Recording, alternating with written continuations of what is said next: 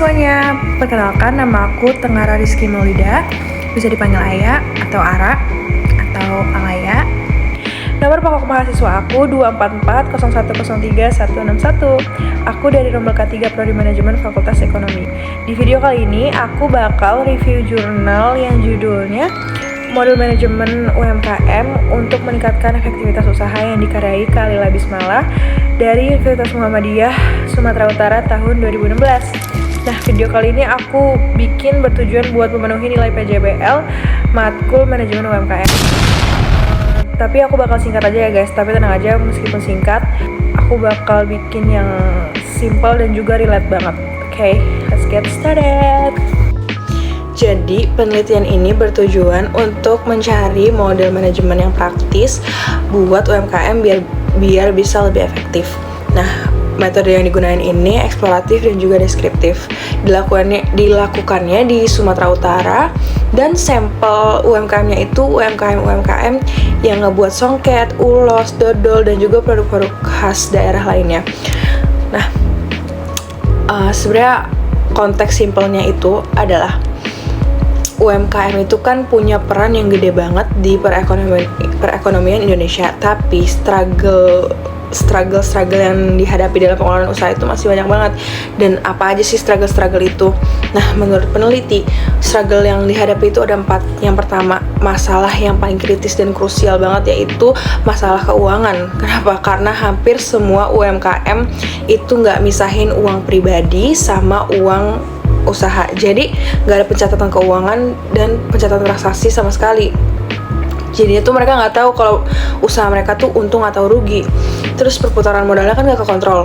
Fatalnya mereka jadi nggak bisa pinjam ke bank karena mereka nggak punya laporan keuangan.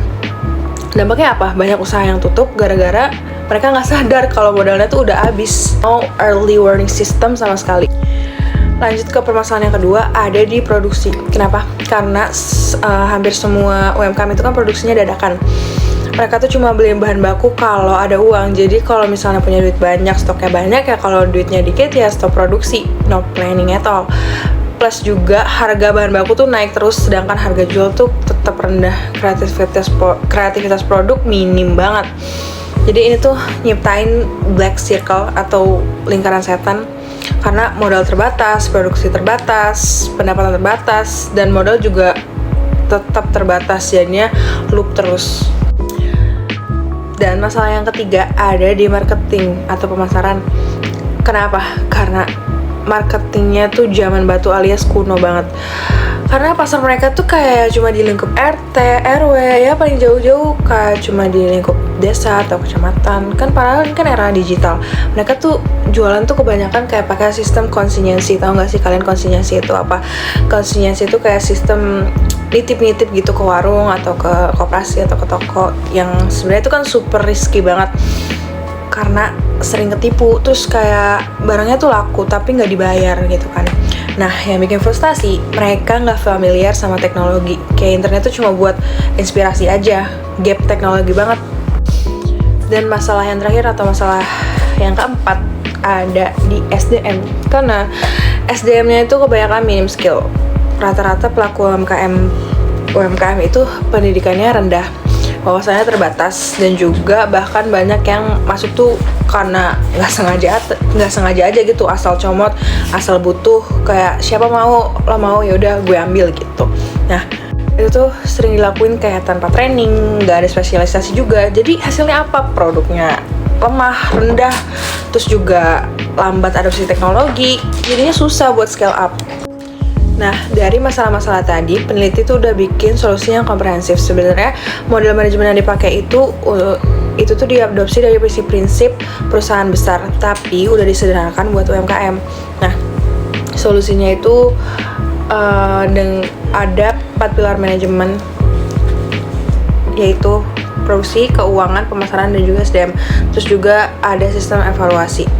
Keunggulannya tuh bakal ada feedback loop atau hasil pengukuran balik lagi buat perbaikan, continuous improvement. Oke, pilar yang pertama itu manajemen produksi. Yang pertama deh, manajemen produksi. Desainnya tuh harus jelas, planning kapasitas juga, terus manage inventory yang smart. Yang kedua, manajemen keuangan. Ini kan yang paling krusial banget ya. Jadi wajib banget bikin neraca laba rugi, meskipun itu sederhana ya. Itu harus bikin neraca laba rugi. Terus hitung harga pokok produksi. Terus kelola modal kerja, dan yang terpenting pisahin uang usaha sama uang pribadi. Karena itu wajib banget dilakuin. Kalau misalkan ini aspek-aspek ini nggak dilakuin, ya udah usaha kalian susah buat jalan.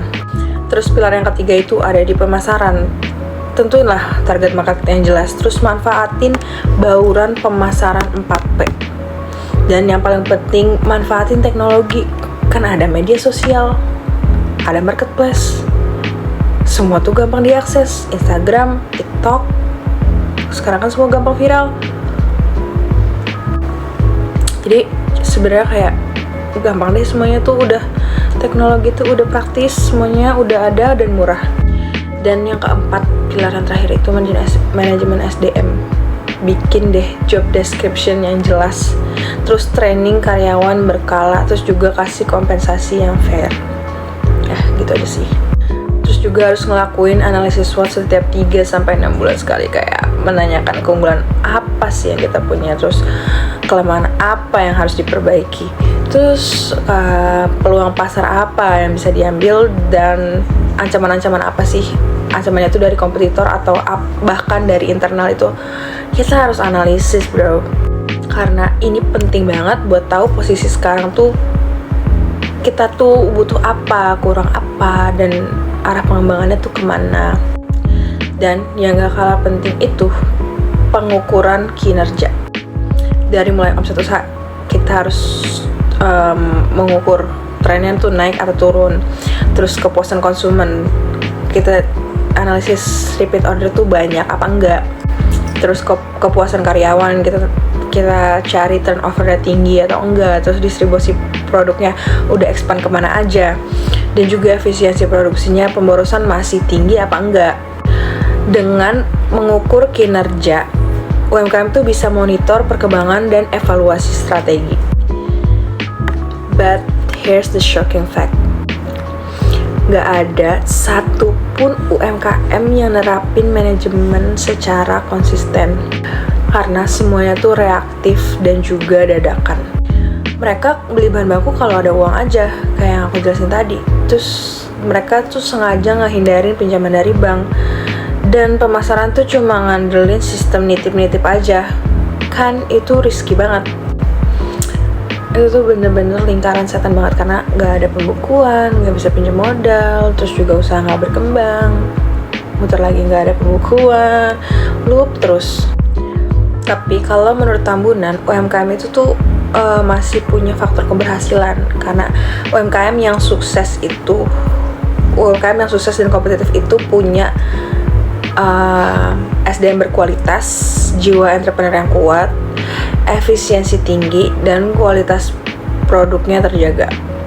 Itu dari internal. Kalau dari eksternal, ya melek teknologi lah, akses promosi luas, jaringan bisnis kuat, dan modalnya juga memadai. Ya pokoknya kunci suksesnya itu kreativitasnya harus tinggi, gak gampang nyerah, berani ambil resiko, dan juga selalu berinovasi. Jadi kesimpulannya, model manajemen yang komprehensif ini tuh penting banget buat UMKM meskipun skalanya kecil. Dengan model ini, UMKM tuh jadi bisa evaluasi dan tahu langkah perbaikan yang konkret kayak gimana. Rekomendasi simple ala jurnal ini adalah yang pertama, mulai dari bikin pembukuan sederhana, terus pisahin keuangan usaha sama pribadi, dan juga lakuin analisis SWOT yang rutin. Dan juga pemerintah tuh harus tetap support dengan pembinaan yang aplikatif, bukan cuma teoritis. Oke, last but not least, aku mau kasih tahu kelebihan dan kekurangannya. Kelebihannya dari jurnal ini tuh komprehensif banget. Terus juga ada kayak checklist yang bisa langsung diaplikasikan. Dan basisnya itu dari kondisi real UMKM Indonesia. Tapi kelemahannya tuh belum ada uji coba lapangan, belum jelas juga biaya implementasinya, dan belum divalidasi apakah mudah diterapkan. Makanya perlu penelitian lanjutan buat tes keefektivitasan dari metode tersebut. Oke guys, sekian aja review jurnal dari aku, Tengah Rizky Maulida dengan NPM 3161 buat tugas akhir manajemen UMKM. Oke, selalu ingat, UMKM Indonesia tuh punya potensi yang gede banget, tapi butuh manajemen yang proper buat scale up. Buat kalian yang punya UMKM, cobain deh tips-tips ini mulai dari yang kecil. Yang penting konsisten. Kalau video ini bermanfaat, jangan lupa di like, comment, and subscribe. Bye!